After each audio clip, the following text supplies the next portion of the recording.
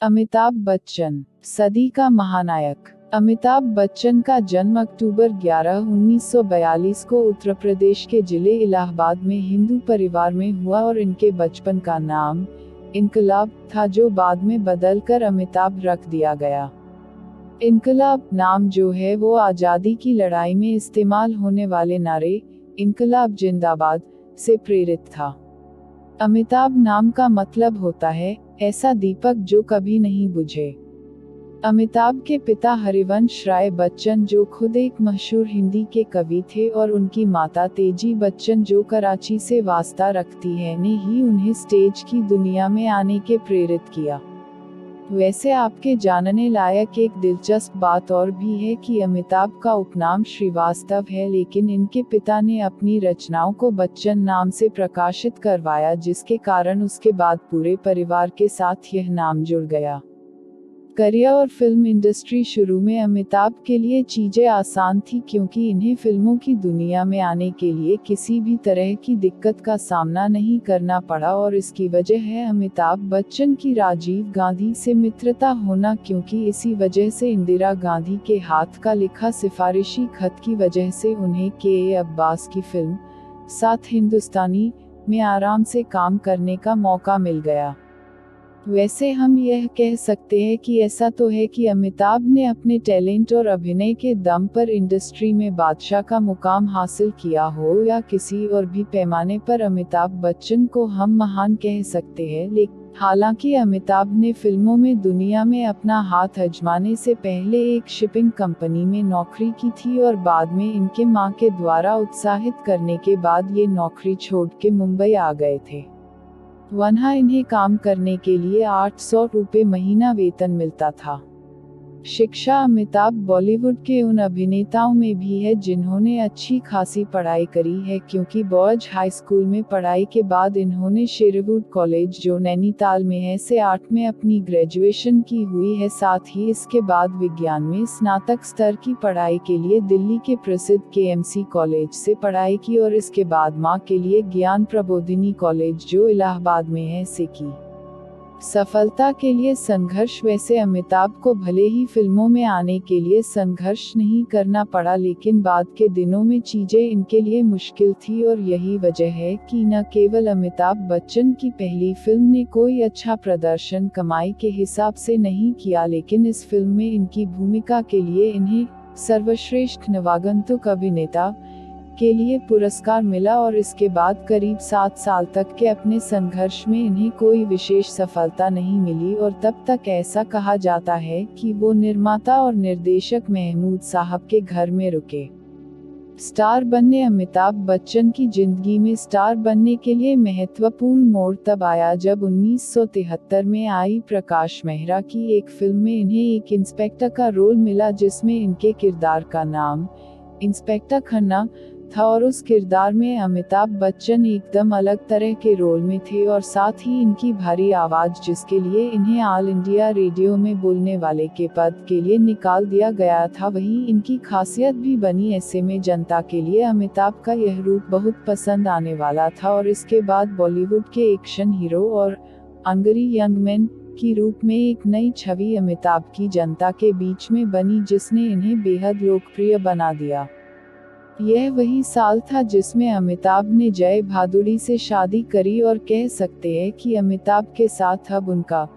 Lady luck भी था, क्योंकि इसी साल अमिताभ बच्चन ने जया के साथ 3 जून को बंगाली संस्कार से विवाह भी किया था।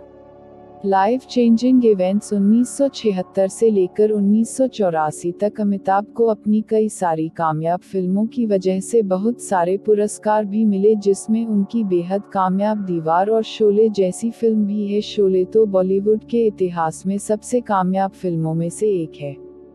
यही एक वजह है कि अमिताभ फिल्म इंडस्ट्री के सबसे कामयाब और पहचान वाले अभिनेता और सबसे अधिक फिल्मफेयर अवार्ड्स पाने वाले अभिनेताओं में से एक है, और साथ ही आपको बता दें कि अमिताभ ने अब तक 3 राष्ट्रीय फिल्म पुरस्कार और 12 सर्वश्रेष्ठ फिल्म अभिनेता के फिल्मफेयर पुरस्कार शामिल है, और एक तरह से यह रिकॉर्ड है।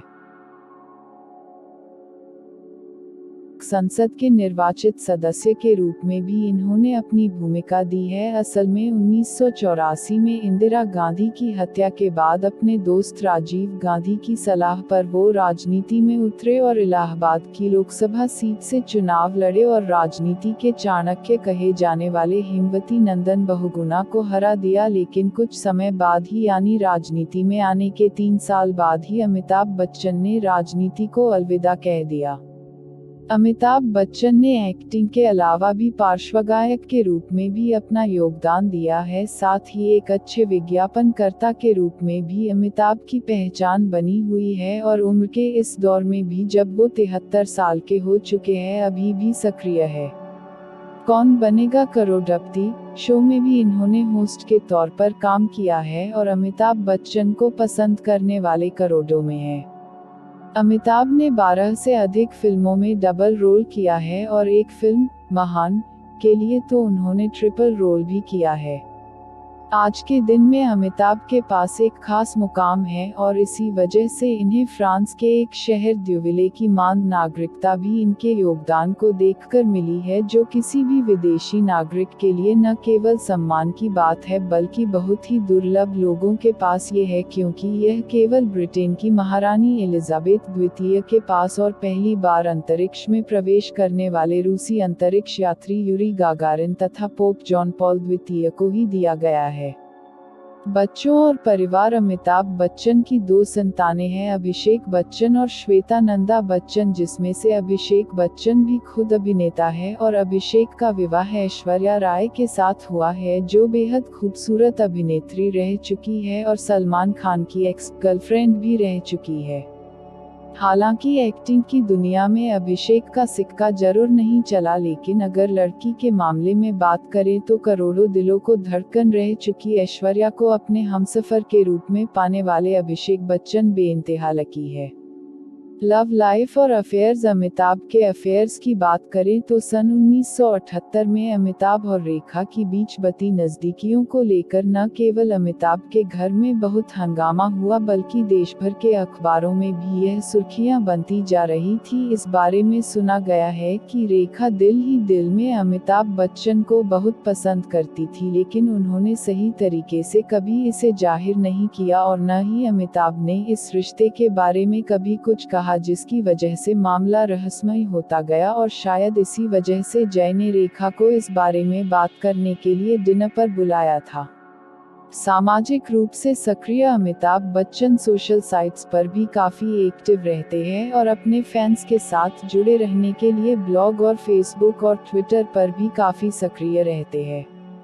अमिताभ बच्चन के बारे में शिवसेना प्रमुख रह चुके स्वर्गीय बाल ठाकरे यहां तक कह चुके हैं कि अमिताभ के योगदान को देखते हुए उन्हें भारत रत्न देना तो बनता है, क्योंकि ऐसे भी देश है जहां लोग भारत के राष्ट्रपति और प्रधानमंत्री के बारे में नहीं जानते, लेकिन वो अमिताभ बच्चन को जानते हैं। ऐसे में उन्हें भारत रत्न दिया जाना सही है। साथ ही यह बात भी गौर करने लायक है कि उन्होंने यह बात ऐसे समय में कही थी जब महाराष्ट्र में मराठी बनाम उत्तर भारतीय विवाद चल रहा था।